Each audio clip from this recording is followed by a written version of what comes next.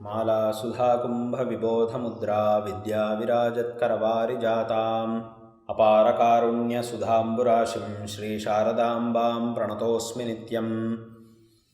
श्रीमते शंकरार्याय धीमतेऽद्भुतशक्तये नमोऽस्त्वद्वैत सिद्धान्त स्थापनोपात्तमूर्तये।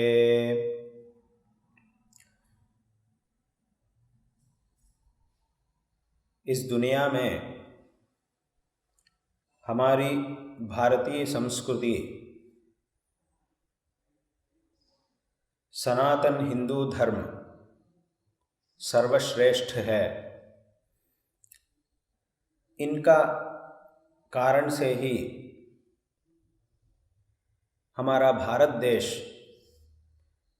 पूरा प्रपंच में सर्वश्रेष्ठ माना जाता है।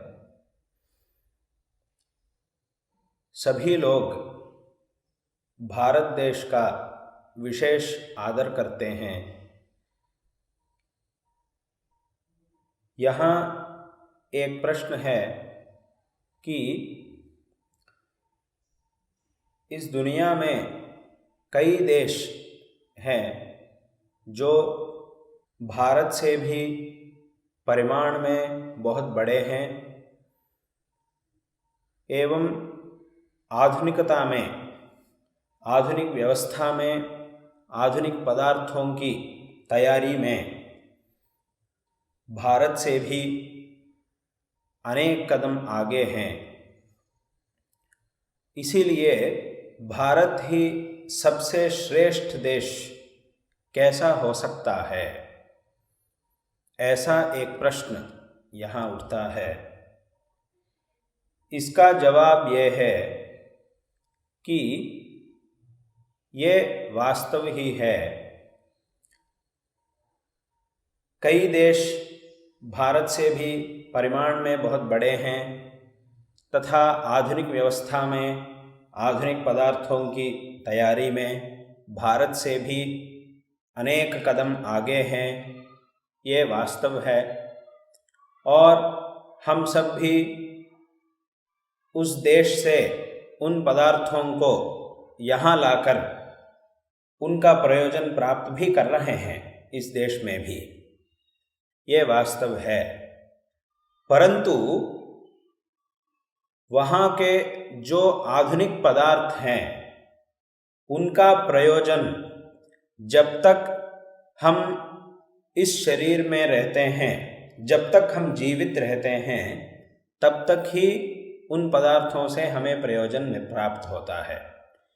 जब हम इस शरीर को छोड़कर दूसरा लोक में जाते हैं तब उन पदार्थों से हमें प्रयोजन प्राप्त नहीं होता है। हम उस समय में उन पदार्थों को हमारे साथ नहीं लेके जा सकते हैं। हर एक व्यक्ति को एक दिन अवश्य ही इस शरीर को छोड़ना अनिवार्य है। उस समय में हमारे साथ कोई नहीं आते हैं, हमारा रिश्तेदार या हमारा मित्र, हमारा पुत्र, कोई भी हमारे साथ नहीं आते हैं। और हमारे पास जो संपत्ति है, घर है, गाड़ी है, इनमें से कोई भी पदार्थ हमारे साथ नहीं आता है। उस संदर्भ में हमारे साथ आने वाला एकमात्र पदार्थ है धर्म। हमने हमारा जीवित काल में जिस धर्म का आचरण किया था वो ही धर्म उस संदर्भ में हमारे साथ आता है और हमारा भविष्य का निर्णायक भी वही धर्म होता है। जैसा कि हमें इस शरीर को कब छोड़ना है, कब तक इस शरीर में रहना है, इस शरीर को छोड़ने के बाद हमको कहाँ जाना है, स्वर्ग में जाना है या नरक में जाना है। स्वर्ग में जाने के बाद वहाँ कब तक रहना चाहिए, कब वहाँ से वापस लौटना चाहिए, वापस आने के बाद कौन सा शरीर प्राप्त करना चाहिए और किस शरीर में कितना सुख हमें मिलना चाहिए, इत्यादि सभी विचारों का निर्णायक होता है हमारा धर्म। वो एकमात्र पदार्थ है जो हमारे साथ इस शरीर का त्याग करने के बाद आने वाला है। उस धर्म को ही हम इस देश में प्रधान मानते हैं। भारत देश जो है ये धर्म प्रधान देश है। बाकी जो देश हैं उनमें धर्म का प्राधान्य नहीं है, वहाँ अर्थ और काम का ही प्राधान्य है। मोक्ष की तो वार्ता भी नहीं है वहाँ। लेकिन भारत में धर्म प्रधान माना जाता है। जो साधन हमें हमारा जीवन काल में सुख प्रदान करता है और इस शरीर को छोड़कर दूसरा लोक में जाने के बाद भी हमें श्रेय प्रदान करता है और आने वाला जन्म में भी हमें श्रेय प्रदान करता है, ऐसा जो साधन है धर्म, वो इस देश में प्रधान माना जाता है। इसीलिए इस देश का बहुत ही महत्व है। ये देश सर्वश्रेष्ठ है। इसी धर्म का उद्धार के लिए भगवान श्री रामचंद्र और श्री कृष्ण परमात्मा जगतगुरु श्री आदि शंकराचार्य जी के स्वरूप में इस देश में अवतार करके धर्म का उद्धार करके अधर्म का विनाश करके सज्जनों की रक्षा करके दुर्जनों का संहार करके अपना पुण्य पादस्पर्श प्रदान करके इस पवित्र भारत भूमि को पवित्रित किए थे भगवान। ये धर्म दो प्रकार का है, एक है प्रवृत्ति धर्म और दूसरा है निवृत्ति धर्म। प्रवृत्ति धर्म मतलब शास्त्र में एक फल के लिए जो कर्म उपदिष्ट किया जाता है उस कर्म को प्रवृत्ति धर्म कहते हैं। जैसा कि याग, हवन, पूजा, दान, परोपकार, जप इत्यादि जो भी कर्मानुष्ठान है, ये सब प्रवृत्ति धर्म कहा जाता है। इसका फल है सुख, वैषयिक सुख।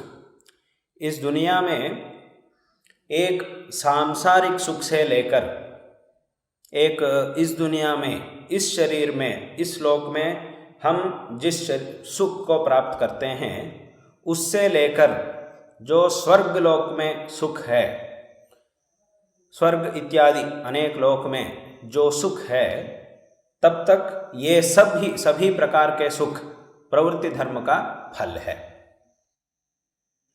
दूसरा है निवृत्ति धर्म।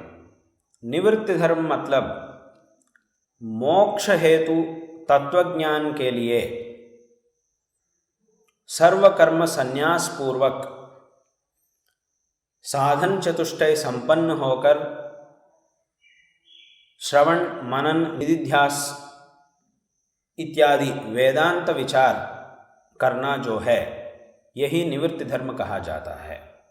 इसका फल है तत्वज्ञान और तत्वज्ञान के द्वारा मोक्ष। मोक्ष शाश्वत है, शाश्वत सुख है। जब हमें मोक्ष प्राप्त होता है तब हम इस संसार से मुक्त होते हैं। ऐसा धर्म दो प्रकार का है। इस दुनिया के हर एक व्यक्ति को या तो प्रवृत्ति धर्म में होना चाहिए अथवा निवृत्ति धर्म में होना ही चाहिए। जो व्यक्ति प्रवृत्ति धर्म में भी नहीं है और निवृत्ति धर्म में भी नहीं है, उसका जीवन व्यर्थ है। हर एक व्यक्ति को इन दोनों में से किसी न किसी एक धर्म मार्ग में रहना ही चाहिए। वहाँ भी एक क्रम, एक व्यवस्था शास्त्र में कही गई है। पहला प्रवृत्ति धर्म का आचरण करना चाहिए, उससे निवृत्ति धर्म का आचरण करने की योग्यता प्राप्त करके उसके बाद निवृत्ति धर्म में प्रवेश करना चाहिए। प्रवृत्ति धर्म का आचरण करने से निवृत्ति धर्म की योग्यता कैसा प्राप्त होती है, इसको जानना बहुत आवश्यक है। प्रवृत्ति धर्म का जो भी फल है, सुख, वैषयिक सुख जो है, वो अनित्य है। क्योंकि इस लोक में हम जिस सुख का अनुभव कर रहे हैं वो सुख तो अनित्य है, वो तो हमारा अनुभव सिद्ध है। क्योंकि हमारा हर एक सुख शाश्वत सुख नहीं है, हर एक व्यक्ति का अनुभव में है। एक दिन वो सुख का अनुभव करता है, उसके बाद फिर उसको दुख प्राप्त, वो सुख समाप्त हो जाता है और दुख आता है, और उसके बाद फिर से सुख प्राप्त होता है, कुछ दिन तक सुख रहता है, फिर वो नष्ट हो जाता है। ऐसा ही स्वर्ग लोक का भी जो सुख है वो भी अनित्य ही है। क्योंकि उसकी अनित्यता को स्वयं वेद ही उपदेश कर रहा है और गीता में भगवान ने उपदेश किया था। जैसा कि वेद में तद्यथेह कर्मचितो लोकः क्षीयते एवमेवामुत्र पुण्यचितो लोकः क्षीयते, ऐसा उपदिष्ट किया गया है। वैसा ही भगवद गीता में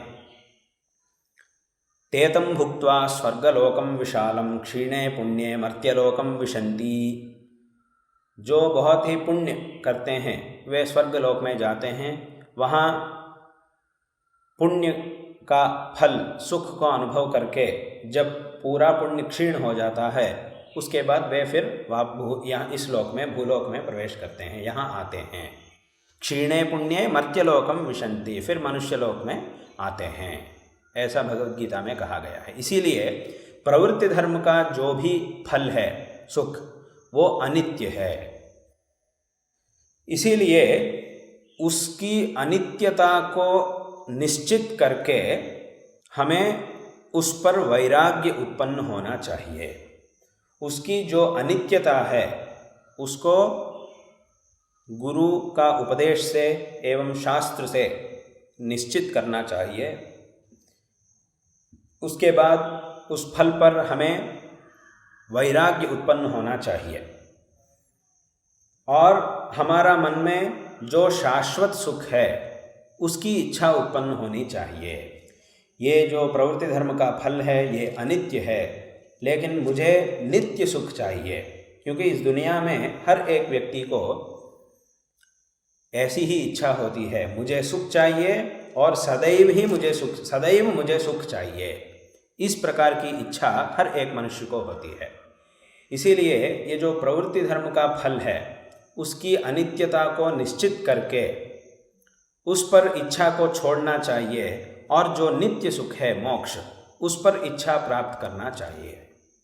और प्रवृत्ति धर्म का जो फल है उस पर हमें वैराग्य उत्पन्न होना चाहिए। जब हमको उस पर वैराग्य उत्पन्न होता है अनित्यत्व का निश्चय करने से, तब हमें उसकी इच्छा मिट जाती है। जब हमारी स्थिति ऐसी होती है कि हमको प्रवृत्ति धर्म का फल पर इच्छा नहीं है और निवृत्ति धर्म का जो फल है मोक्ष, उस पर इच्छा है, उसी को मुमुक्षा कहते हैं। मोक्ष की इच्छा, उसी को हम मुमुक्षा कहते हैं। जब हमें मुमुक्षा है, उस संदर्भ में हमें वेदांत विचार करना है। उस वेदांत विचार के करने के लिए हमें योग्यता चाहिए।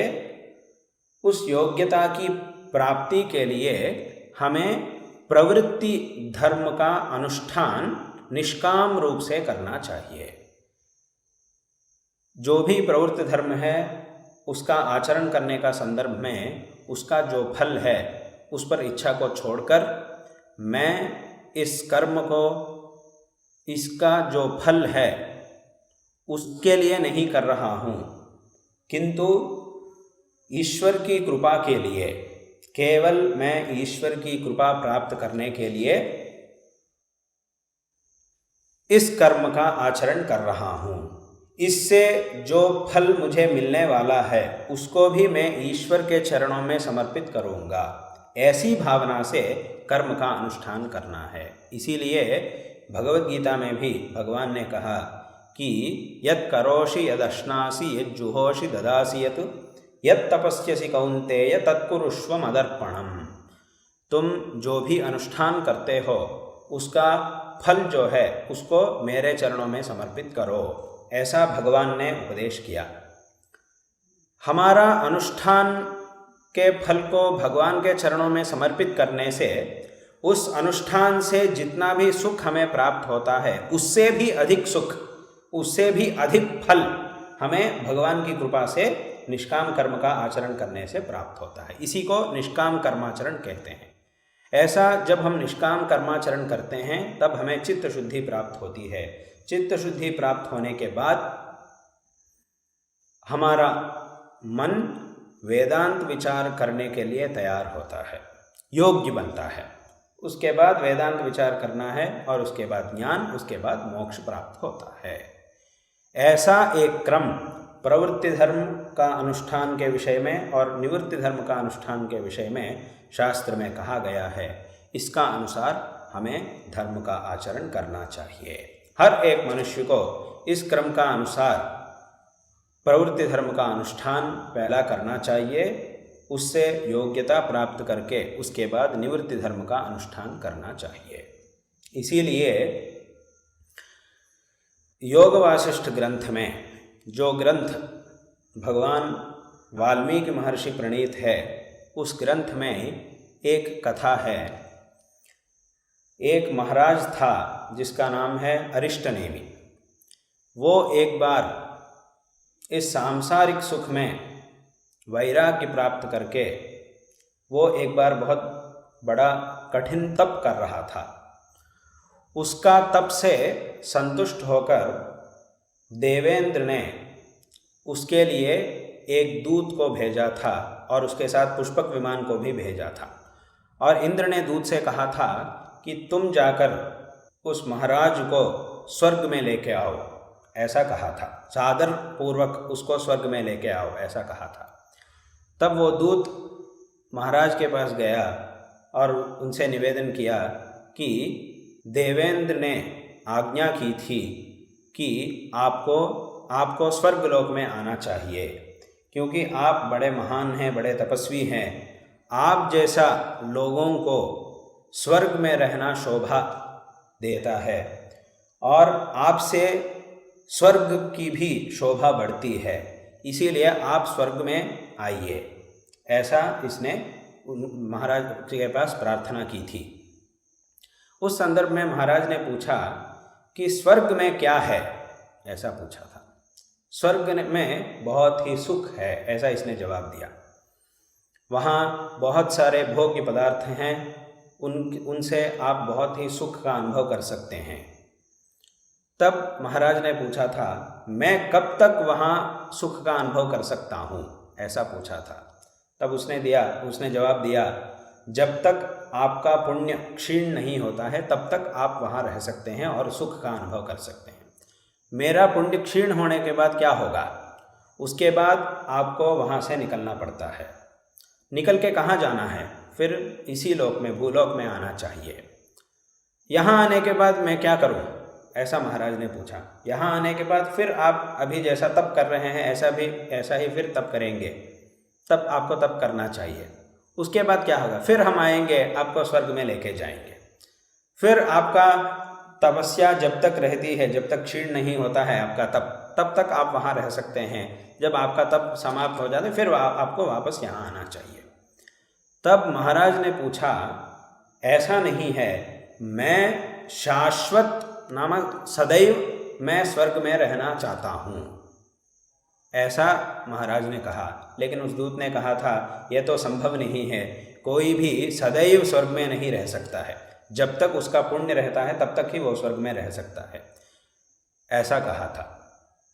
तो उस संदर्भ में महाराज ने कहा, मैं देवेंद्र को सादर प्रणाम करता हूँ।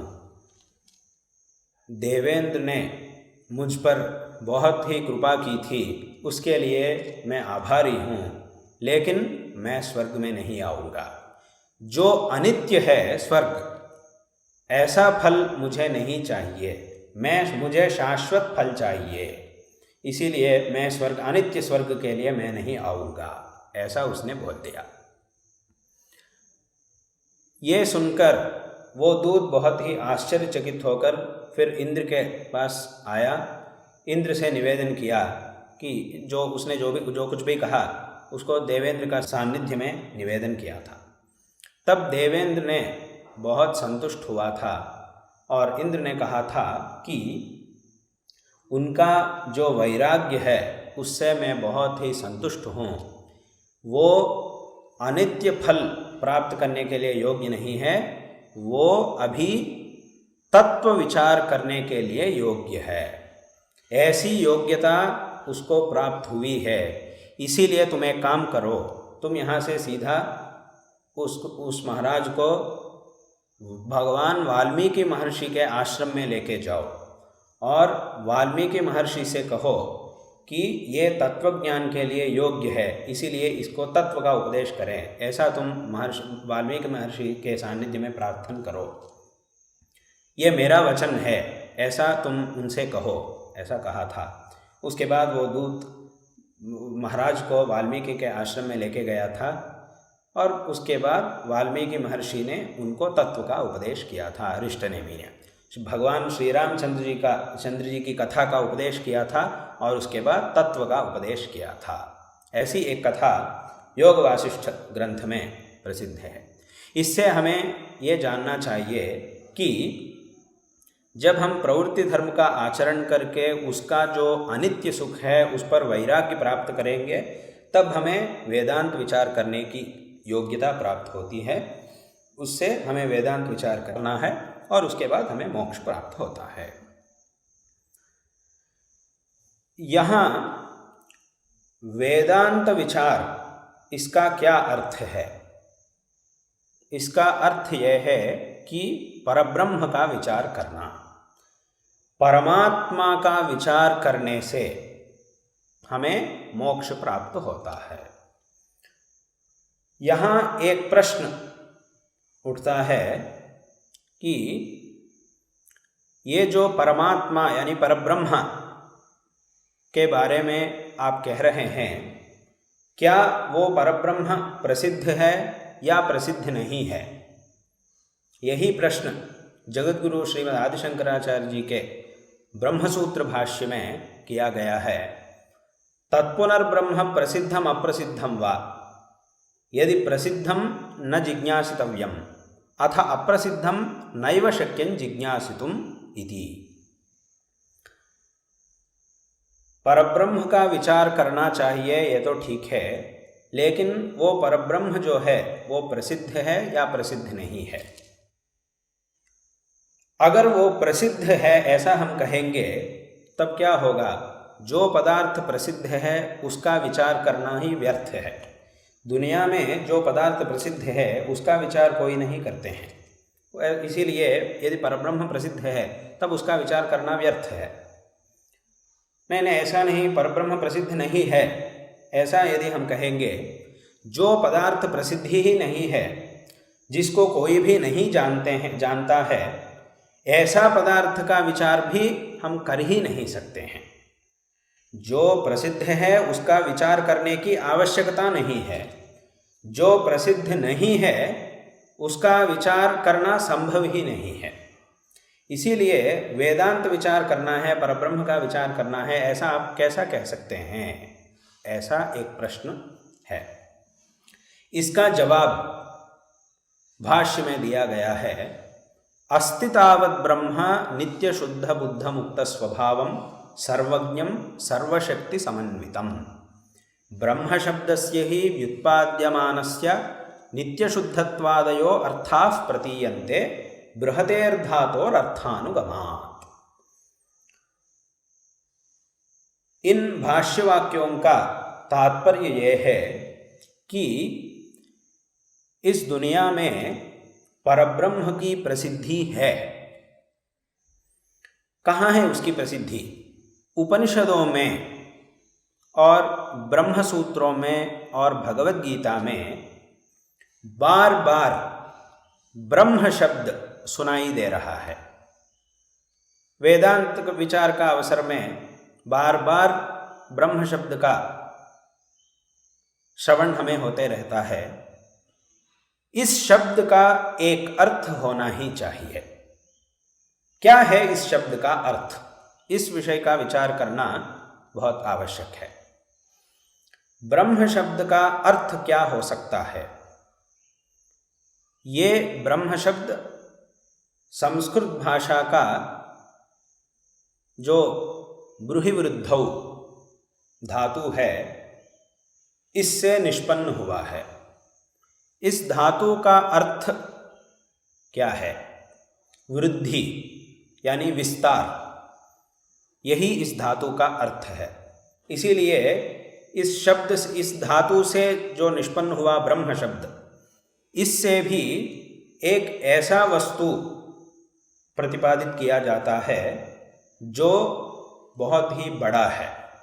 जिस पदार्थ की वृद्धि है और जो पदार्थ बहुत ही विस्तृत है, ऐसा एक पदार्थ इस शब्द से कहा जाता है। यहाँ भी जो पदार्थ सबसे बड़ा है, जिसका बड़ा परिमाण की कोई सीमा नहीं है, ऐसा एक पदार्थ ब्रह्म शब्द से प्रतिपादित किया जा रहा है। क्योंकि इस दुनिया में अनेक बड़े बड़े पदार्थ हैं, लेकिन उनका जो बड़ा परिमाण है उसकी एक सीमा होती है। लेकिन ब्रह्म शब्द से जो बड़ा पदार्थ प्रतिपादित किया जा रहा है, उसका बड़ा परिमाण को कोई सीमा नहीं है। जैसा कि एक बहुत बड़ा पत्थर है, वो तो बहुत बड़ा है, लेकिन उसका जो परिमाण है उसकी कुछ सीमा है। उसकी सीमा कैसा निश्चित की जाती है? उससे भी जो बड़ा पदार्थ है उसको देखकर इस पदार्थ की सीमा को हम निश्चित करते हैं। जैसा कि एक बहुत बड़ा पत्थर है, पत्थर से भी बड़ा पदार्थ एक है, जैसा कि पेड़। एक पेड़ है, पत्थर से बहुत बड़ा है। इसीलिए पत्थर बड़ा है, उसमें कोई संदेह नहीं है, लेकिन उसका जो बड़ा परिमाण है उसकी एक सीमा है। यह सीमा उससे भी जो बड़ा पदार्थ है उसको देखकर निश्चित की जाती है। ऐसा ही वृक्ष का जो बड़ा परिमाण है उसकी भी एक सीमा है। इसको हम कैसा निश्चित करें? पेड़ से भी जो बहुत बड़ा पदार्थ है, जैसा कि पर्वत, एक पहाड़, वो पेड़ से भी बहुत बड़ा है। वृक्ष तो बहुत बड़ा है, उसमें संदेह नहीं है, लेकिन उसका जो बड़ा परिमाण है उसकी एक सीमा है। ये सीमा वृक्ष से भी जो बहुत बड़ा है पर्वत, उसको देखकर निश्चित की जाती है। वैसा ही पर्वत है, पर्वत तो बहुत बड़ा है, लेकिन वही सबसे बहुत बड़ा पदार्थ नहीं है, क्योंकि उससे भी बड़ा पदार्थ एक है, जैसा कि समंदर। एक समंदर पर्वत से भी बहुत बड़ा है। इसीलिए समंदर को देखकर उससे जो छोटा है पहाड़, उसकी सीमा निश्चित की जाती है। इसीलिए एक पहाड़ बड़ा है लेकिन सबसे बड़ा नहीं है, क्योंकि उससे भी बड़ा पदार्थ एक है, जैसा कि समंदर।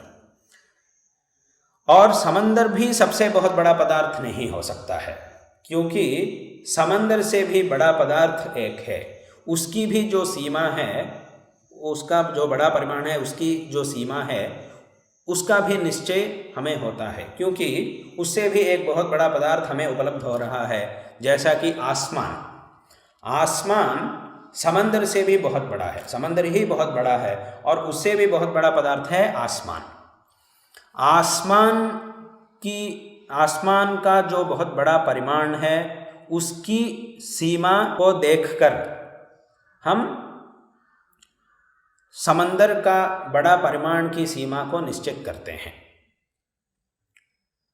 इसीलिए उससे भी बहुत बड़ा पदार्थ है आसमान। लेकिन आसमान भी सबसे बड़ा पदार्थ नहीं हो सकता है, क्योंकि उसका जो बड़ा परिमाण है उसकी भी एक सीमा है। कैसा हम इसको निश्चित कर सकते हैं, क्योंकि आकाश तो बहुत बड़ा है, ये तो हमें दिखाई दे रहा है, उससे भी बड़ा पदार्थ क्या है, ऐसा एक प्रश्न हमें उठता है। उससे भी बड़ा पदार्थ एक है, वही परब्रह्म है, जो आकाश सहित पूरा प्रपंच का कारण है।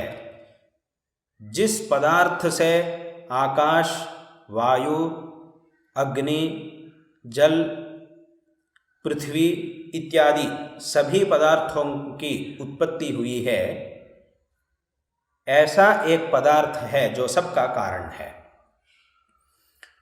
जो आकाश सहित सभी पूरा प्रपंच का कारण है, उसको आकाश से भी बड़ा होना ही चाहिए, वही परमात्मा है, परब्रह्म है। इसीलिए परमात्मा का जो बड़ा परिमाण है, उसकी कुछ सीमा ही नहीं है, क्योंकि परमात्मा परब्रह्म सबसे बड़ा है, सबका कारण है, इसीलिए वो सबसे भी बड़ा है। तो यहाँ एक प्रश्न हो सकता है कि जैसा पत्थर से भी बड़ा वृक्ष है, वृक्ष से भी बड़ा पहाड़ है, पहाड़ से भी बड़ा समंदर है, समंदर से भी बड़ा आसमान है, आसमान से भी बड़ा परमात्मा है, परब्रह्म से भी बड़ा कुछ पदार्थ हो सकता है। जैसा आसमान से बड़ा परमात्मा है, ऐसा ही परमात्मा से भी बड़ा कुछ पदार्थ हो सकता है। इसीलिए परमात्मा का जो बड़ा परिमाण है, उसकी कुछ सीमा नहीं है, ऐसा हम कैसा कह सकते हैं? ऐसा एक प्रश्न का अवकाश यहाँ है। लेकिन परमात्मा से भी, परब्रह्म से भी बड़ा पदार्थ इस दुनिया में कुछ भी नहीं है, वही सबका कारण है। यदि परमात्मा का भी और एक कारण होगा तो उसका भी और एक कारण और उसका भी और एक कारण, ऐसी अनवस्था हो जाएगी तो उसका समाप्ति ही नहीं हो सकती है। इसीलिए परमात्मा का कोई कारण नहीं है, परमात्मा ही सबका कारण है, परब्रह्म ही सबका कारण है, उसका कारण और कुछ नहीं है। यही विषय ब्रह्मसूत्रों में कहा गया है, असंभवस्तु सतः अनुपपत्तेः। इस सूत्र में परमात्मा की उत्पत्ति नहीं है, परमात्मा नित्य है, ऐसा ये अर्थ वहाँ कहा गया है। परमात्मा ही सबका कारण है, ऐसा कहा गया है। इसीलिए परमात्मा का जो परिमाण है, उसकी कोई सीमा नहीं है, परमात्मा सबसे बड़ा है, परब्रह्म जो परब्रह्म है वो सबसे बड़ा है। और एक विषय भी यहाँ है, वेद में सत्यम ज्ञानम अनंतम ब्रह्मा ऐसा कहा गया है। यहाँ जो ब्रह्म शब्द से एक अर्थ कहा जा रहा है, वो ही अनंत शब्द से भी कहा जा रहा है। पर ब्रह्म शब्दवाच्य अर्थ जो है वो अनंत है, ऐसा कहा, सत्यम ज्ञानम अनंतम ब्रह्मा ऐसा कहा जा रहा है। इसीलिए ब्रह्म शब्द का जो अर्थ है, उसका जो बड़ा परिमाण है, उसकी कोई सीमा नहीं है, इसीलिए वो नित्य है। इस प्रकार जो वेदांत शास्त्र में बार बार सुनाई दे रहा है ब्रह्म शब्द, उसका एक अर्थ होना ही चाहिए, वो ही परब्रह्म है। इसीलिए ब्रह्म शब्द का अर्थ के स्वरूप में परब्रह्म की प्रसिद्धि है, इसीलिए वेदांत विचार करना ही है। यहाँ और एक प्रश्न उत्पन्न होता है कि परब्रह्म के बारे में आप केवल शब्द जाल से प्रतिपादन कर रहे हैं, ऐसा एक पदार्थ किसी का भी अनुभव सिद्ध नहीं है जो सबसे बड़ा है। जैसे कि एक पत्थर है, एक पेड़ है, एक पहाड़ है, एक आसमान है, ये सब हमारा अनुभव सिद्ध है, लेकिन परब्रह्म किसी का भी अनुभव सिद्ध नहीं है। केवल आप शब्दों से उसका प्रतिपादन कर रहे हैं, ये अनुभव सिद्ध नहीं है। इस दुनिया में जो कुछ भी पदार्थ है वो हमारा अनुभव सिद्ध है। जो पदार्थ हमारा अनुभव सिद्ध नहीं है, उस पर हमें विश्वास कैसा उत्पन्न होता है, ऐसा एक प्रश्न यहाँ उठता है। इसका जवाब भाष्य में दिया गया है, सर्वस्य आत्मत्वाच्च ब्रह्मास्तित्व प्रसिद्धि। सर्वो हि आत्मास्तित्वं प्रत्येति न नाहमस्मीति। यदि ही न आत्मास्तित्व प्रसिद्धिः स्यात् सर्वो लोको नाहमस्मीति प्रतीयात्। इन भाष्यवाक्यों का तात्पर्य यह है कि परमात्मा, परब्रह्म पदार्थ जो है वो हमारा अनुभव सिद्ध ही है। किसका अनुभव सिद्ध है?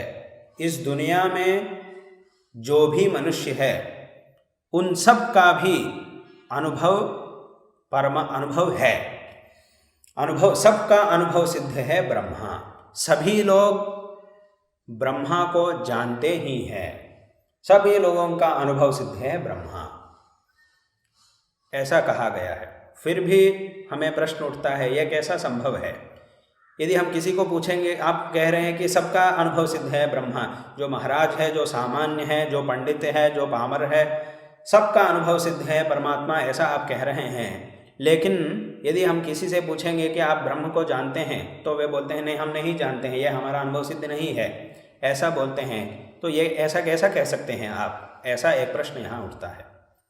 लेकिन इसका जवाब यह है कि सभी लोग ब्रह्मा को अवश्य जानते हैं, लेकिन उन लोगों को मालूम नहीं है कि यही ब्रह्मा है। क्योंकि सभी लोग अपनी आत्मा को जानते हैं, इसको तो अंगीकार अवश्य करना ही चाहिए। हर एक व्यक्ति जो बाह्य पदार्थ हैं उनको नहीं जान सकता है, उनको जानने के लिए प्रयत्न करना चाहिए। लेकिन अपनी आत्मा को जानने के लिए प्रयत्न करने की आवश्यकता नहीं है। आत्मा तो स्वयं प्रकाश है।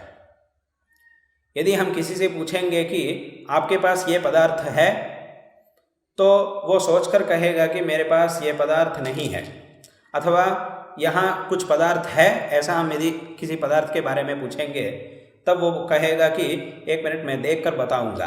ऐसा कहकर वो देख कर उसके बाद हमें बताएगा कि हाँ वो पदार्थ है अथवा या वो पदार्थ नहीं है, ऐसा वो हमें जवाब देगा। लेकिन हम उनको पूछेंगे कि आपकी आत्मा है, ऐसा हम यदि पूछेंगे, तब वो ऐसा नहीं जवाब देगा कि मैं देखकर बताऊंगा अथवा सोचकर बताऊंगा, ऐसा वो नहीं बोलेगा। वो तुरंत ही झट से वो उत्तर देगा कि मेरी आत्मा तो है। या कि आप इसको कैसा कह सकते हैं, वो मेरा अनुभव सिद्ध है, ऐसा बोलेगा। और कोई भी आदमी मैं नहीं हूँ ऐसा नहीं बोलेगा।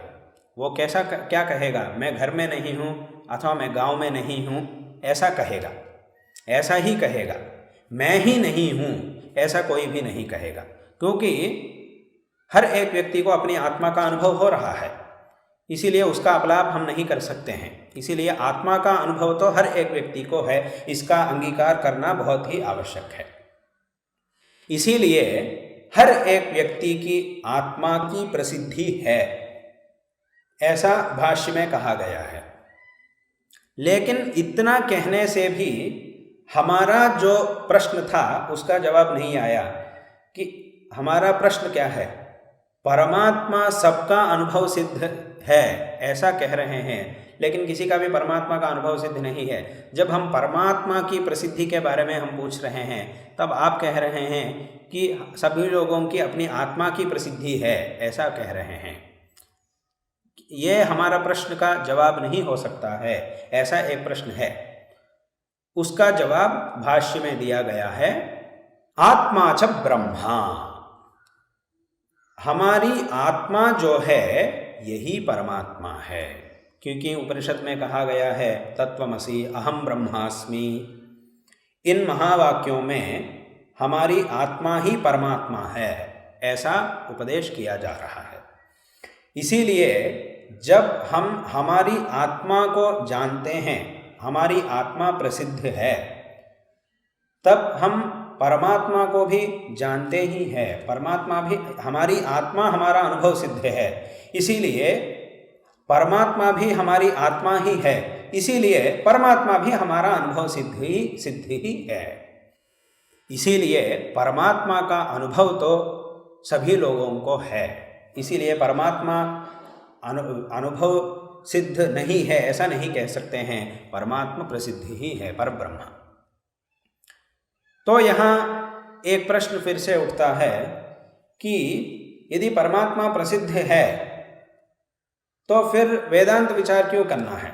हर एक व्यक्ति को परमात्मा का अनुभव है, परमात्मा अनुभव सिद्ध ही है ऐसा आप कह रहे हैं। आत्मा का अनुभव तो है, आत्मा ही परमात्मा है, इसीलिए परमात्मा का भी अनुभव है।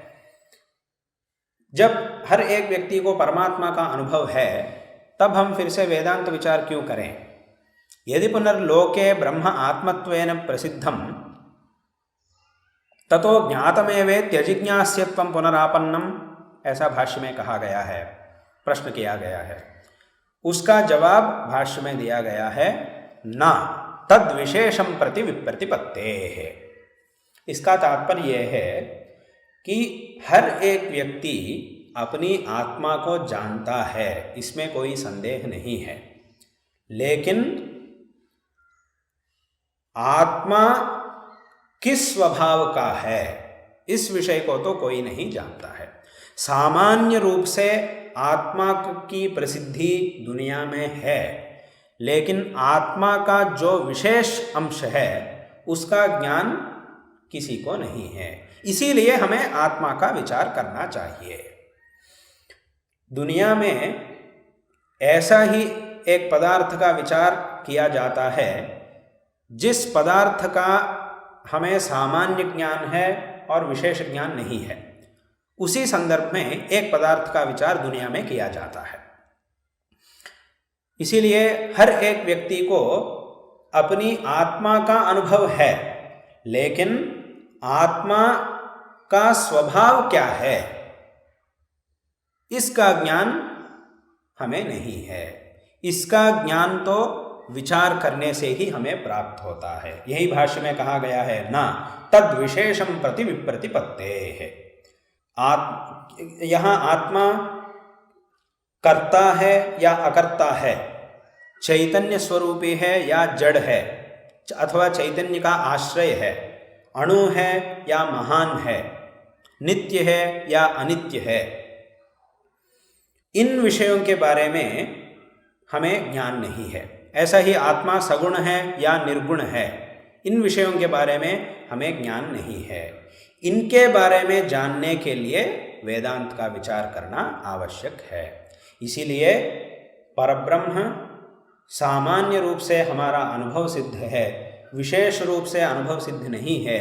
इसीलिए विशेष रूप से उसका साक्षात्कार के लिए हमें वेदांत विचार करना ही चाहिए और उससे तत्वज्ञान प्राप्त करके उससे मोक्ष प्राप्त करना चाहिए।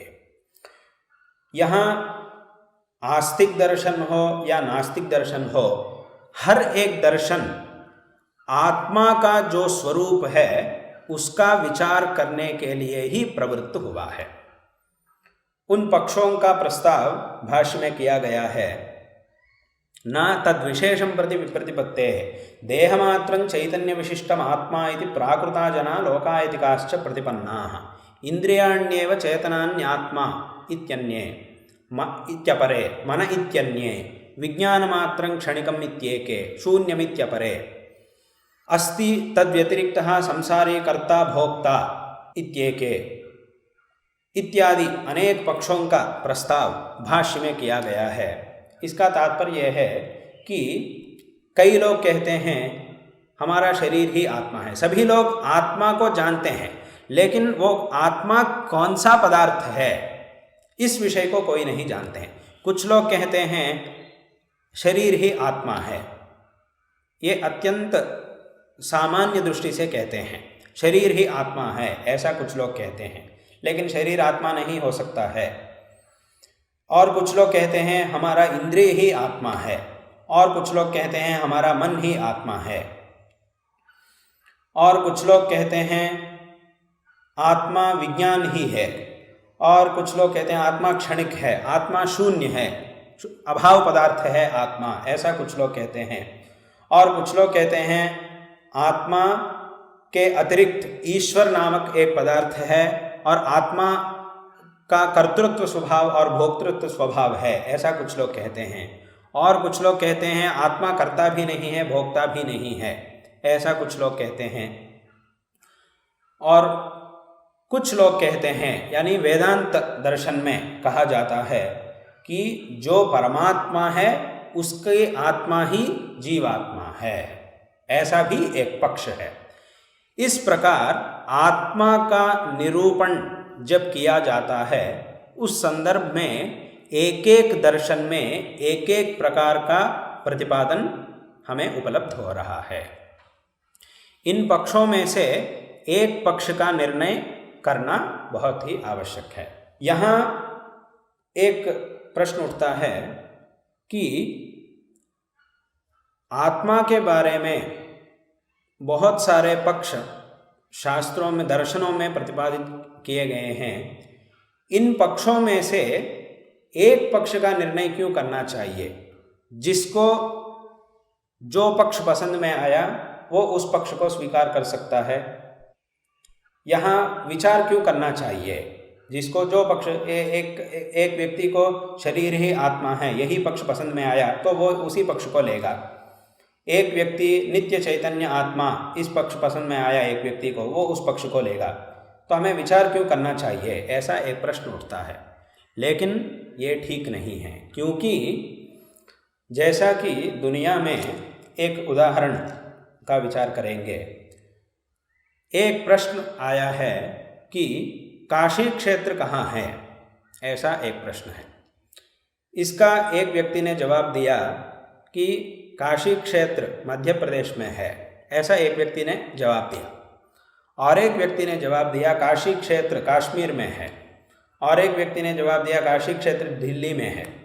और एक व्यक्ति ने जवाब दिया काशी तमिलनाडु में है। और एक व्यक्ति ने कहा ऐसा कुछ क्षेत्र है ही नहीं, ऐसा उसने कहा था। और एक व्यक्ति ने कहा काशी क्षेत्र उत्तर प्रदेश में है। एक विषय के बारे में एक एक व्यक्ति एक एक तरह प्रतिपादन किया है, यहाँ एक एक तरह जवाब दिया। यहाँ हम ऐसा नहीं कह सकते हैं कि जिसको जो पक्ष पसंद आया वो उस पक्ष स्वीकार करें। जिसको काशी क्षेत्र कश्मीर में है ये पक्ष पसंद में आया वो उस पक्ष को स्वीकार कर सकता है, ऐसा हम नहीं कह सकते हैं। क्योंकि एक सिद्धांत अनेक प्रकार का नहीं हो सकता है। सिद्धांत सदैव एक ही प्रकार का होना चाहिए। ये भी सिद्धांत हो सकता है और उसका विरुद्ध जो है वो भी सिद्धांत हो सकता है, ऐसा हम कभी नहीं कह सकते। जैसा कि काशी क्षेत्र उत्तर प्रदेश में है, इस पक्ष का विरुद्ध है वो कश्मीर क्षेत्र में है, ऐसा कहना, तब हम ऐसा नहीं कह वो कश्मीर में भी हो सकता है, उत्तर प्रदेश में भी हो सकता है, ऐसा हम नहीं कह सकते हैं। इसी को शास्त्र में कहते हैं वस्तुनि विकल्पा संभवात्। जो वास्तविक पदार्थ है वो ऐसा भी हो सकता है, वैसा भी हो सकता है, ऐसा हम नहीं कह सकते हैं उसके बारे में। वास्तविक पदार्थ सदैव एक रूप होना चाहिए। इसीलिए इन पक्षों में से जो वास्तविक पक्ष है उसका विचार करके उसको जानना चाहिए। जो एक श्रेष्ठ प्रमाण है, मूल प्रमाण जो है, उसको आश्रय करके उसके द्वारा जो महान है, जो परंपरा है, उसका अनुसार विचार करके इन पक्षों में से कौन सा पक्ष वास्तव है, कौन सा पक्ष मुख्य है, इस विषय को जानना चाहिए। यहाँ मुख्य पक्ष क्या है? काशी क्षेत्र उत्तर प्रदेश में है। ये इसके लिए एक श्रेष्ठ प्रमाण भी है, प्रत्यक्ष प्रमाण है और शास्त्रों में भी इसका प्रमाण है, पुराण इतिहास इत्यादियों में भी इसका प्रमाण है। इसीलिए इन सभी पक्षों में जो एक पक्ष है काशी क्षेत्र उत्तर प्रदेश में है, यही पक्ष प्रमाण मूल है। इसीलिए इसी पक्ष का आश्रय हमें करना चाहिए। यदि हम जो पक्ष, दूसरा पक्ष को भी हम स्वीकार कर सकते हैं ऐसा कहेंगे तो कोई आदमी, एक व्यक्ति इनमें से जो पक्ष है कि ऐसा एक क्षेत्र है ही नहीं, ऐसा जो पक्ष है, यदि वो उस पक्ष को स्वीकार करेगा तब क्या होगा? उस क्षेत्र में जाकर वहाँ भगवान का दर्शन करने से जो पुण्य हमें प्राप्त होने वाला है उस पुण्य से वो वंचित हो जाता है। यही विषय ऐसा ही प्रतिपादन भाष्य में किया गया है। तत्र अविचार्य यत्किंचित् प्रतिपद्यमानः निःश्रेयसात् प्रतिहन्येत अनर्थञ्च इयात्।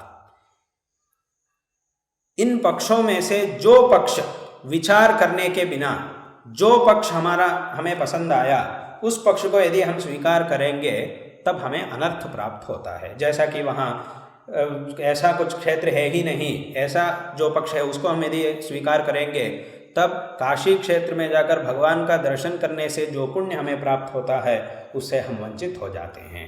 निःश्रेयसात् प्रतिहन्येत अनर्थञ्च इयात्। ऐसा ही यहाँ भी शरीर ही आत्मा है, ये पक्ष जिसका पसंद में आया वो यदि उसी पक्ष को स्वीकार करेगा, शरीर को ही वो आत्मा यदि मानेगा, तब वेदांत विचार करके मोक्ष प्राप्त करके शाश्वत सुख प्राप्त करने से जो श्रेय मोक्ष इसको मिलने वाला है, जो शाश्वत सुख इसको प्राप्त होने वाला है, उससे ये वंचित हो जाएगा। क्योंकि शरीर ही आत्मा है, इसको तो मैं जानता हूँ, इसीलिए वेदांत विचार मुझे क्यों करना चाहिए, ऐसा सोचकर वो वेदांत विचार छोड़ देगा।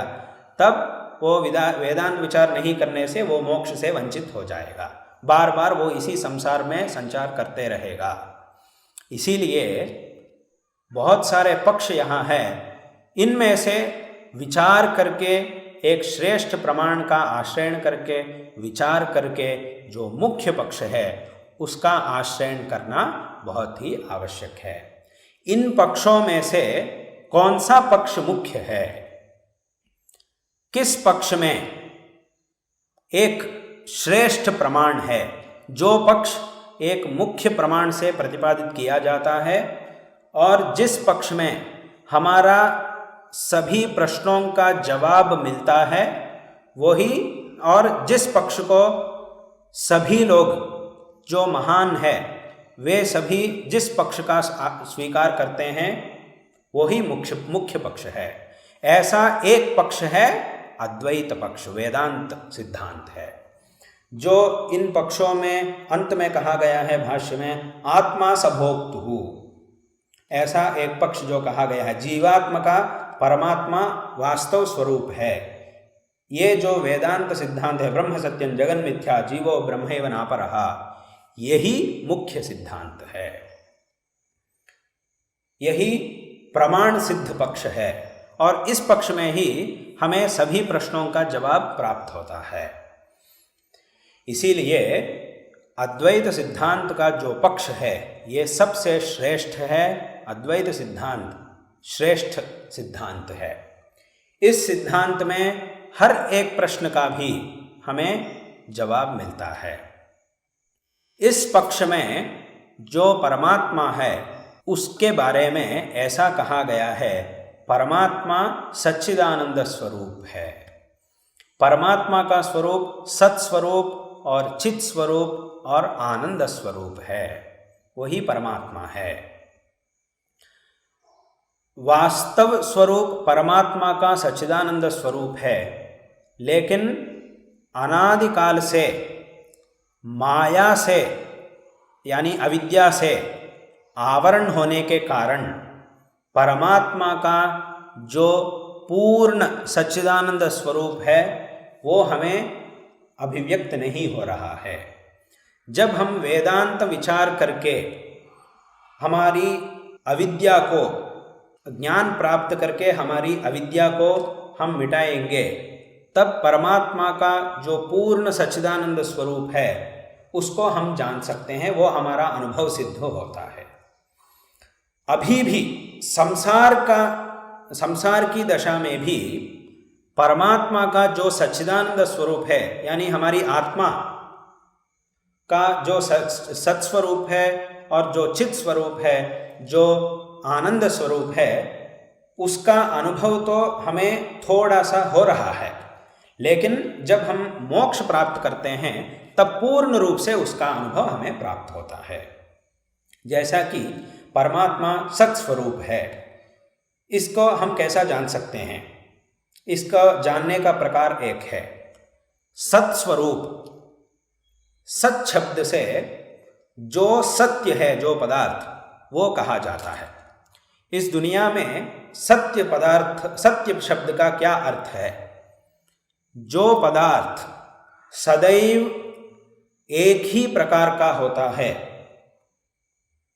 जिस पदार्थ को कुछ विकार नहीं होता है, सदैव भूत भविष्य वर्तमान 3 काल में भी जो पदार्थ एक ही जैसा रहता है, वो ही सत्य पदार्थ कहा जाता है। जो पदार्थ आज एक जैसा है, कल वो बदल जाता है, उसका परिवर्तन हो जाता है, उस पदार्थ को सत्य नहीं कहते हैं। वो ऐसा पदार्थ असत्य अथवा मिथ्या पदार्थ कहा जाता है। इस दुनिया में ऐसा एकमात्र पदार्थ है जिसका कदापि विकार नहीं प्राप्त होता है, और भूत भविष्य वर्तमान 3 काल में भी जो पदार्थ एक ही जैसा रहता है, वही परमात्मा है, परब्रह्म है, आत्मा है। आत्म पदार्थ जो है वो ही सत्य है। इसको हम कैसा जान सकते हैं? इस दुनिया में हमारा अनुभव है कि मैंने आज कुछ काम किया था, कल कुछ काम किया था, परसों मैंने कुछ काम किया था, कल परसों मैं ही कुछ काम किया था, और आज मैं ही और एक काम अभी कर रहा हूँ। ऐसा एक अनुभव तो हर एक व्यक्ति को है। इससे क्या सिद्ध होता है? परसों जो आत्मा थी वही आत्मा आज भी है। हर एक व्यक्ति को अपनी आत्मा का अनुभव है। मैं ऐसा एक अनुभव है हर एक व्यक्ति को। ये अनुभव जो है इसका परिवर्तन कभी नहीं होता है। सदैव ये अनुभव एक ही जैसा होता है। जैसा कि अभी परसों मैंने कुछ काम किया था, आज मैंने कुछ काम कर रहा हूँ, और पिछले साल मैंने कुछ काम किया था, और इस साल पिछले साल जो मैंने कुछ काम किया था वही मैं इस साल आज और एक काम कर रहा हूँ। इससे क्या सिद्ध होता है? पिछले साल जो आत्मा थी वही आत्मा आज भी है। और ऐसा ही अनुभव हमें है कि एक 50 साल पहला हमारी वृद्धावस्था में हमारा अनुभव ऐसा होता है कि एक 50 साल पहला जो मैं एक 50 साल पहला कुछ काम किया था वही मैं आज कुछ और एक काम कर रहा हूँ। इससे क्या सिद्ध होता है? इस 50 साल में हमारा शरीर बदल गया है, शरीर में परिवर्तन आ गया है, और हमारा जो भी परिवार है वो भी बदल गया, और हमारा गांव सब कुछ बदल गया। लेकिन ये जो अनुभव है मैं, अहम, ऐसा जो अनुभव है ये तो नहीं बदला। ये 50 साल पहला जैसा था आज भी वैसा ही है। इससे क्या सिद्ध होता है? देश का और शरीर का परिवर्तन होने से भी आत्मा का परिवर्तन नहीं होता है। आत्मा तो एक ही जैसा रहता है। और कुछ सूक्ष्म रूप से हम यदि विचार करेंगे तब हम इसको और भी अच्छी तरह जान सकते हैं कि इस जन्म में मुझे अच्छा शरीर प्राप्त हुआ और मैं सुखी हूँ। इसका कारण क्या है? पिछले जन्म में मुझसे जो पुण्य का आचरण किया गया है वही इस जन्म में मेरा इस अच्छा शरीर का कारण है। मैं ही पिछले जन्म में पुण्य का आचरण किया, इस जन्म में अच्छा शरीर प्राप्त किया और सुख प्राप्त कर रहा हूँ। इससे क्या सिद्ध होता है? शरीर का परिवर्तन हो गया, शरीर तो बदल गया।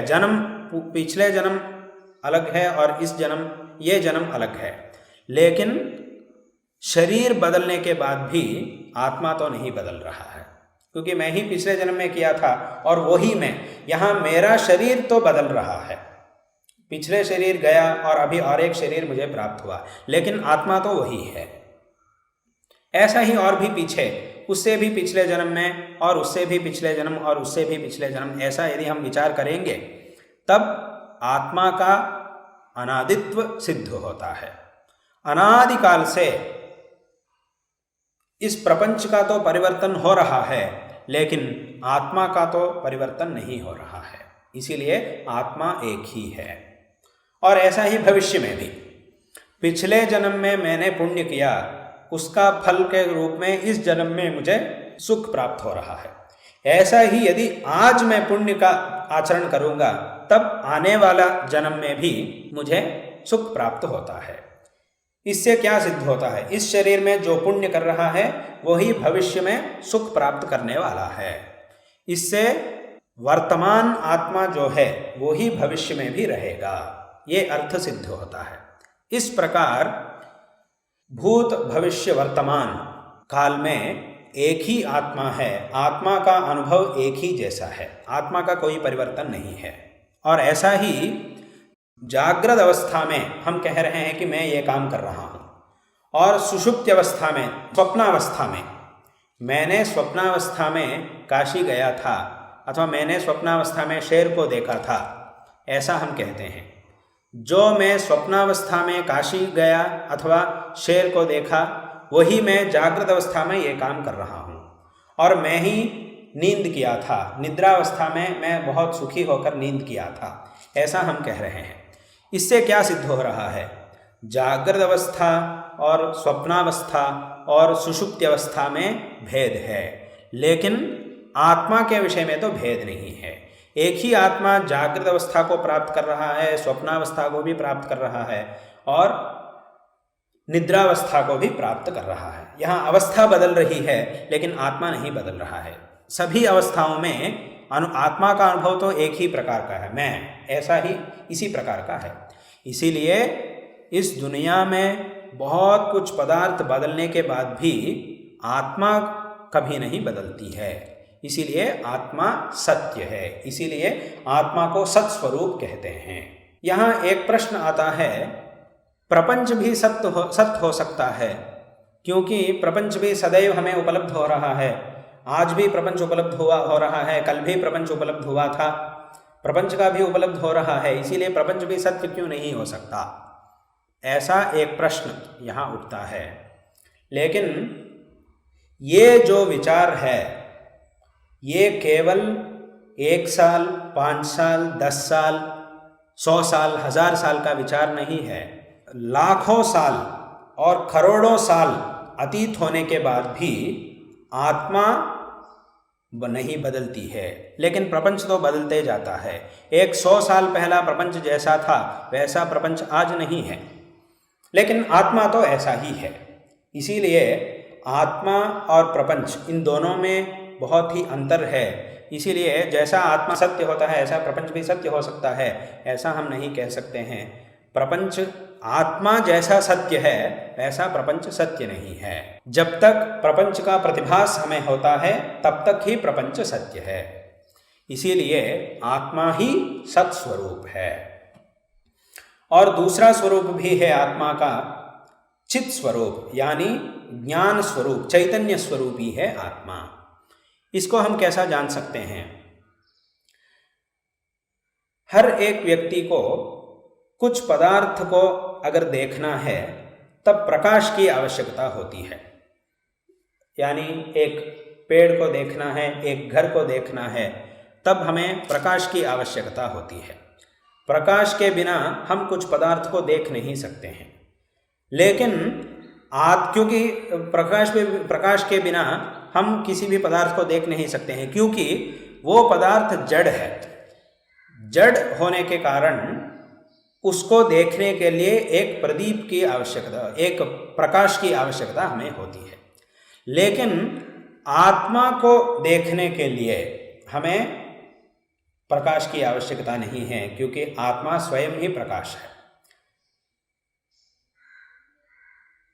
जब अंधकार है तब हम बोलते हैं कि मुझे ये पदार्थ दिखाई नहीं दे रहा है, इसीलिए प्रकाश लाओ, प्रकाश में मैं इस पदार्थ को देख सकता हूँ, ऐसा हम अंधकार में कहते हैं। लेकिन अंधकार में मेरी आत्मा मुझे नहीं दिख रहा है, मेरी आत्मा का अनुभव मुझे नहीं हो रहा है, ऐसा हम नहीं बोलते हैं। अंधकार हो या कभी भी हो।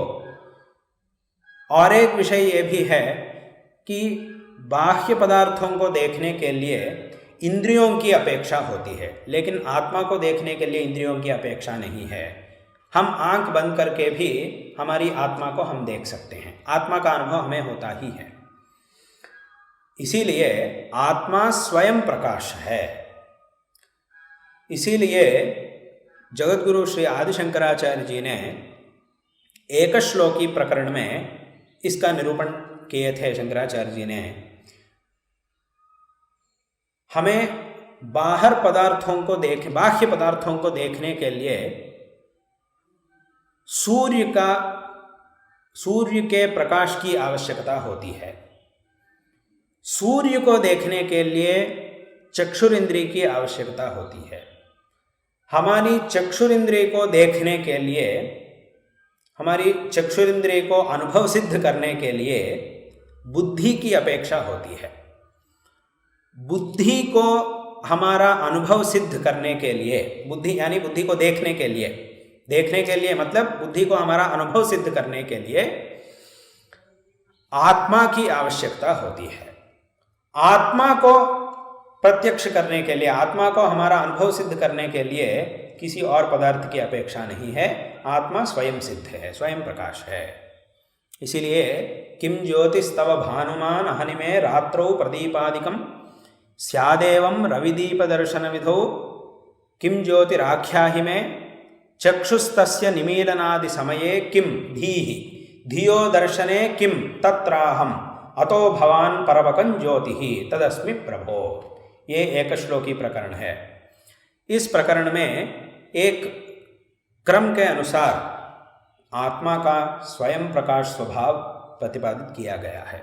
इसीलिए आत्मा चित स्वरूप है। ऐसा ही आत्मा का और एक स्वभाव भी है, स्वरूप भी है, आनंद स्वरूप। आत्मा का जो आनंद है उसका अनुभव सबको हो रहा है। कब हो रहा है? जब हम समाधि अवस्था में रहते हैं अथवा ध्यानावस्था में रहते हैं, तब एक सुख हमें प्राप्त हो रहा है। सभी काम को छोड़कर जब हम ध्यान के लिए बैठते हैं या समाधि के लिए बैठते हैं, तब हमें एक सुख का अभिव्यक्त हो रहा है, आनंद का अभिव्यक्त हो रहा है। इसीलिए जो आदमी बाह्य काम करते करते थक जाता है, वो कुछ समय तक अगर ध्यान के लिए बैठेगा अथवा नींद करेगा, तब उसको एक आनंद प्राप्त होता है, फिर एक शक्ति प्राप्त होती है। थोड़ा समय तक नींद करके अथवा ध्यान करके फिर वापस वो अपना काम में व्यापृत होता है। ऐसा करने में हमें एक नया उत्साह प्राप्त होता है। ऐसा क्यों? क्योंकि जब हम ध्यानावस्था में रहते हैं अथवा निद्रावस्था में रहते हैं, तब हमारी आत्मा का जो आनंद है वो हमें अभिव्यक्त होता है। उस आनंद का अनुभव करके फिर हम बाह्य पदार्थों में यदि हम व्यापृत होंगे, तब हमें एक अच्छा उत्साह प्राप्त होता है। तब हम हमारा जो सभी काम है उनको हम अच्छी तरह निभा सकते हैं।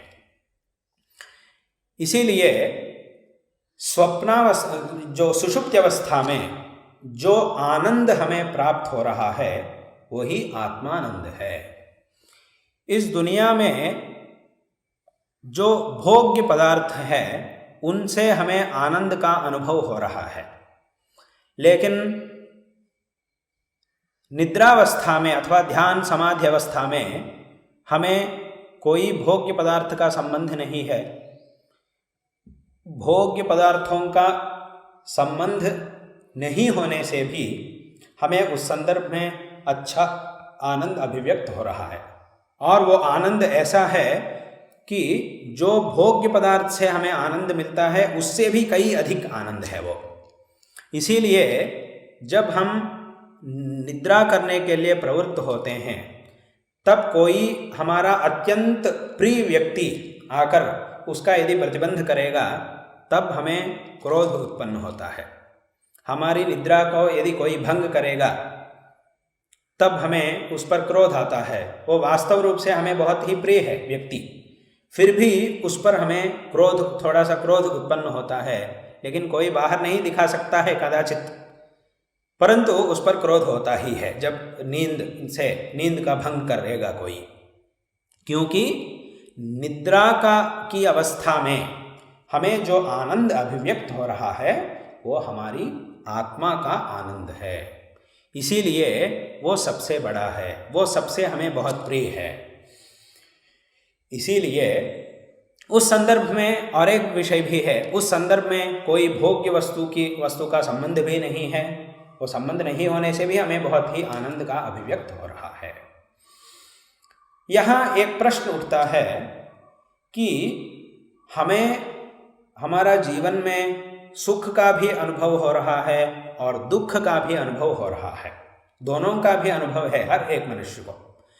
तब हम ऐसा कैसा कह सकते हैं कि आत्मा का स्वरूप आनंद स्वरूप ही है? ऐसा हम कैसा कह सकते हैं? दुख स्वरूप भी हो सकता है आत्मा, क्योंकि दुख का भी हमें अनुभव हो रहा है, इसीलिए आत्मा दुख स्वरूप क्यों नहीं हो सकता है? ऐसा एक प्रश्न यहाँ आता है। लेकिन एक विषय को हमें अच्छी तरह जानना चाहिए कि हमारी आत्मा का वास्तव स्वरूप स्वभाव है आनंद, वास्तव स्वरूप आनंद है, आनंद स्वरूप है। यदि अवास्तव स्वरूप आनंद है तब हमें दुख का अनुभव क्यों हो रहा है? ऐसा एक प्रश्न है। हमें दुख का अनुभव शरीर का संबंध से हो रहा है।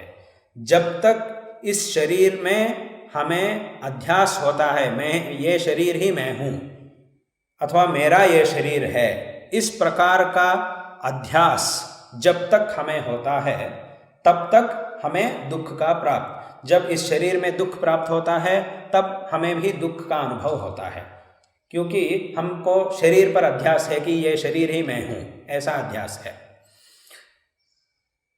इसीलिए दुख का जो अनुभव है वो शरीर का संबंध से हमें हो रहा है। इसीलिए जब इस शरीर में कुछ घाव की पीड़ा जब हमें होती है, उस संदर्भ में हम यदि नींद करेंगे, उस समय में निद्रा की अवस्था में हमें सुख का ही अनुभव होता है। हमारा शरीर पे बहुत बड़ा घाव है, लेकिन उसकी पीड़ा का अनुभव नींद का समय में हमें नहीं हो रहा है, क्योंकि उस संदर्भ में हमारा शरीर पे हमें अध्यास नहीं है। शरीर को हम भूल जाते हैं निद्रा की अवस्था में। शरीर को भूलने के कारण शरीर पे जो घाव है उसकी पीड़ा हमें उस संदर्भ में अनुभूत नहीं हो रही है। उस संदर्भ में हमारी आत्मा का जो वास्तव स्वरूप है आनंद स्वरूप, उसका अनुभव ही हमें हो रहा है, क्योंकि वही स्वाभाविक है। यदि आत्मा का स्वरूप दुख है तब हमें सुषुप्ति अवस्था में दुख का ही अनुभव होना चाहिए, परंतु ऐसा नहीं है। इसीलिए आत्मा का वास्तव स्वरूप सुख है, दुख का अनुभव तो शरीर का संबंध से हमें हो रहा है। इसीलिए जब हम निद्रा से फिर जागते हैं, जागने के बाद फिर शरीर का संबंध यानी शरीर पर अध्यास हमें वापस आता है, उस संदर्भ में हमें शरीर की पीड़ा का अनुभव वापस हमें होना शुरू होता है। इसीलिए आत्मा का वास्तविक स्वरूप है आनंद स्वरूप। दुख का अनुभव तो शरीर का संबंध से हमें होता है। जब हम ज्ञान से वेदांत का विचार करके आत्मा का यानी हमारी आत्मा का वास्तव स्वरूप सच्चिदानंद स्वरूप है, इस ज्ञान को जब हम प्राप्त करते हैं तब हमारा अध्यास निकल जाता है। अध्यास का विनाश होने के कारण शरीर पर हमारा जो अध्यास था वो नष्ट हो जाता है। तब हमें शरीर की पीड़ा का अनुभव हमें नहीं होता है। इसीलिए हमारी जो आत्मा है वो सच्चिदानंद स्वरूप है, सत चित आनंद स्वरूप है हमारी आत्मा। अगर हमारी आत्मा सच्चिदानंद स्वरूप है तब हमें सदैव आत्मा का सत्यत्व का तथा आत्मा का चैतन्य स्वरूप का तथा आनंद स्वरूप का अनुभव क्यों नहीं हो रहा है? ऐसा एक प्रश्न आता है। इसका जवाब है, हम सबको, हर एक जीव को अनादिकाल से अज्ञान है। उस अज्ञान से आवृत होने के कारण आत्मा का जो वास्तव स्वरूप है, सच्चिदानंद स्वरूप, वो उसका अनुभव हमें नहीं हो रहा है। अज्ञान का काम यह है कि जो वास्तव स्वरूप है उसका आवरण करना, जो वास्तव स्वरूप का विरुद्ध स्वभाव है उसको दिखाना, ये अज्ञान का स्वभाव है। ऐसा ही यहाँ भी हमारा जो सच्चिदानंद स्वरूप, वास्तव स्वरूप जो है, उसका आवरण करके उसका विरुद्ध धर्म जो है अनित्यत्व, अनित्यता तथा जड़ रूपता तथा दुख रूपता, इसको यह अज्ञान हमें दिखा रहा है। इसीलिए जब वेदांत विचार करने से हमें ब्रह्मज्ञान प्राप्त होता है, तब उससे अज्ञान की निवृत्ति हो जाती है। तब हम हमारा वास्तव स्वरूप को हम जान सकते हैं, तब हमें मोक्ष प्राप्त होता है। फिर हमें इस संसार का बंध हमें प्राप्त नहीं होता है। इसीलिए वेदांत का विचार करना, ऐसा एक जो बहुत बड़ा पदार्थ है, जो सच्चिदानंद स्वरूप परब्रह्म है, जो एक प्रबल श्रुति प्रमाण सिद्ध है और जिस पक्ष में सभी प्रश्नों का जवाब हमें प्राप्त होता है, जो इस पूरा कल्पित प्रपंच का अधिष्ठान है, जो एक मनुष्य से लेकर एक प्राणी तक हर एक जीवी का वास्तव स्वरूप है परमात्मा। चाहे वो महाराज हो या सामान्य व्यक्ति हो, पंडित हो, पामर हो, हर एक व्यक्ति की जो आत्मा है परब्रह्म, उसको जानना बहुत ही आवश्यक है। इस प्रकार का परब्रह्म वेदांत शास्त्र में प्रतिपादित किया गया है, उपनिषदों में प्रतिपादित किया गया है, और इसका ही प्रतिपादन ब्रह्म सूत्रों में किया गया है, और इसका ही प्रतिपादन भगवद गीता में भी किया गया है। और इस विषय को जगत गुरु श्रीमद् आद्य शंकराचार्य जी ने अपने प्रस्थानत्रय भाष्य में विशेष रूप से प्रतिपादन किए थे। इस पर जो भी प्रश्न हमें उठते हैं, उन सभी प्रश्नों का जवाब शंकराचार्य जी ने दिए थे। इसीलिए जो वेदांत सिद्धांत है, जो अद्वैत सिद्धांत है, ये सर्वश्रेष्ठ सिद्धांत है। इससे ही हमें मोक्ष प्राप्त होता है। इसी सिद्धांत को विशेष रूप से जगत गुरु श्रीमद् आद्य शंकराचार्य जी ने प्रतिपादन किए थे। उन्होंने जो बड़े बुद्धिशाली होते हैं उनके लिए प्रस्थानत्रय भाष्यों की रचना की थी, और जो मध्यम अधिकारी है उनके लिए विवेक चूड़ामणि इत्यादि प्रकरण ग्रंथों की रचना की थी, और जो सामान्य है उनके लिए अनेक देवता स्तोत्रों की रचना की थी। हर एक व्यक्ति के उद्धार के लिए शंकराचार्य जी ने अनेक ग्रंथों की रचना की थी। अनेक प्रकार के उपदेश को शंकराचार्य जी ने किए थे। उनका हर एक उपदेश हर एक मानव के लिए सदैव उपादेय है, ग्राह्य है। इस संसार में सांसारिक हर एक दुख, हर एक प्रश्न का जवाब हमें उनके ग्रंथों में प्राप्त होते हैं। ऐसा एक असाधारण सिद्धांत है। इस सिद्धांत को जगतगुरु श्री आदि शंकराचार्य जी ने प्रतिपादन किए थे। जगतगुरु श्री आदि शंकराचार्य जी ने हमारा देश में 1200 साल पहला अवतार किए थे। उन्होंने हमारा सनातन धर्म का तथा अद्वैत सिद्धांत का शाश्वत रूप से प्रचार के लिए हमारा भारत देश की 4 दिशाओं में, पूर्व, दक्षिण, पश्चिम, उत्तर दिशाओं में, पुरी, श्रृंगेरी, द्वारिका, बदरी क्षेत्रों में गोवर्धन पीठ, शारदा पीठ, कालिका पीठ और ज्योतिष पीठों की स्थापना की थी। और उन पीठों में गोवर्धन पीठ में जगतगुरु श्री हस्तामलकाचार्य जी को, शारदा पीठ श्रृंगेरी में जगतगुरु श्री सुरेश्वराचार्य जी को, तथा द्वारिका में कालिका पीठ में जगतगुरु पद्मपादाचार्य जी को, और ज्योतिष पीठ में जगतगुरु श्री तोटकाचार्य जी को प्रथम अधिपति के स्थान में नियुक्त किए थे। इन पीठों में दक्षिणामनाय श्रृंगेरी शारदा पीठ में जगतगुरु श्री शंकराचार्य जी तथा जगतगुरु श्री सुरेश्वराचार्य जी, उनकी जो गुरु परंपरा है वो अविच्छिन्न रूप से आज भी प्रचलित है। इस पीठ के 36वें आचार्य हमारे गुरुदेव जगतगुरु श्री श्री भारती तीर्थ महास्वामी जी आज इस पीठ के अधिपति के रूप में विराजमान हैं। वे हम सबको आशीर्वाद कर रहे हैं, अनुग्रह कर रहे हैं। वे सभी शास्त्रों में निष्णात हैं और हम सबको वे अनुग्रह कर रहे हैं। उनकी अनुग्रह छाया में हम सब श्रेय प्राप्त कर रहे हैं। मध्य प्रदेश शासन के द्वारा संस्कृति विभाग में आचार्य शंकर सांस्कृतिक एकता न्यास नामक एक न्यास को स्थापित करके इसके द्वारा शंकराचार्य जी के जो तत्व है, उनके जो उपदेश हैं, उनका विशिष्ट रूप से प्रचार किया जा रहा है। यह बहुत ही संतोषजनक बात है। इससे हम बहुत ही संतुष्ट हो रहे हैं। ये काम बहुत ही प्रशंसनीय है और सभी लोगों के लिए ये आदर्श भी है। ऐसा एक काम जो मध्य प्रदेश शासन से किया जा रहा है, यह बहुत ही प्रशंसनीय है।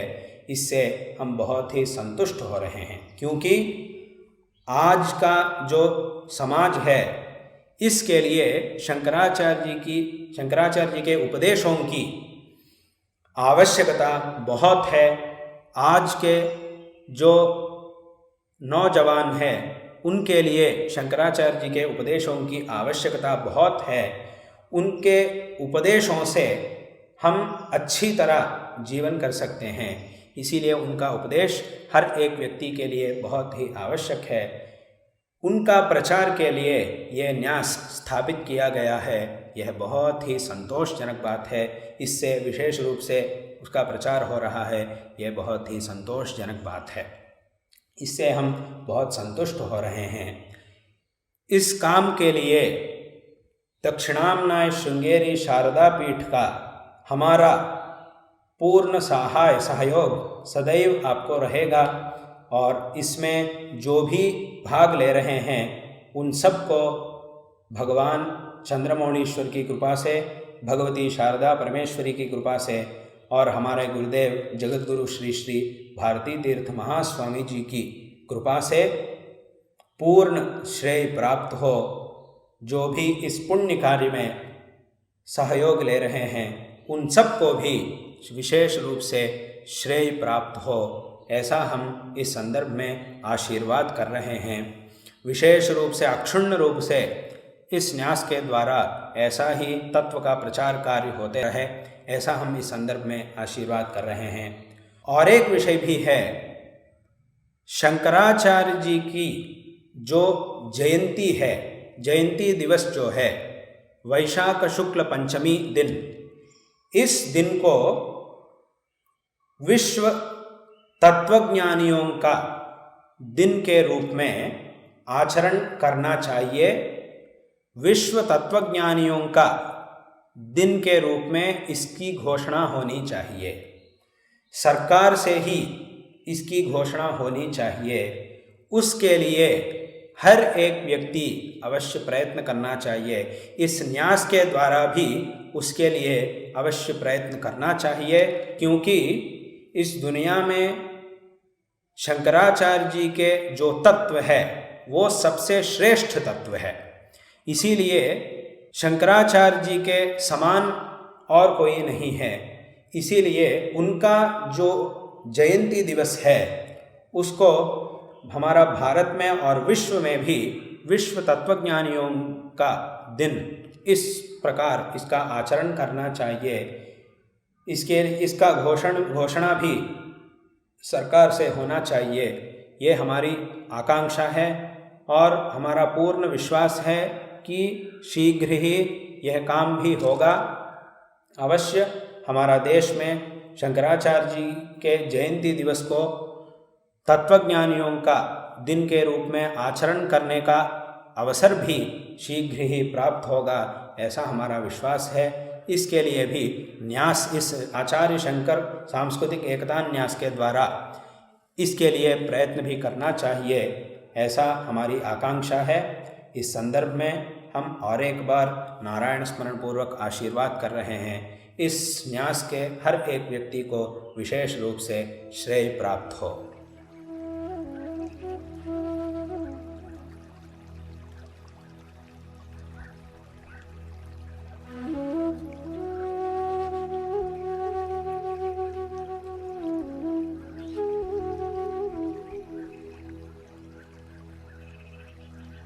Mm-hmm.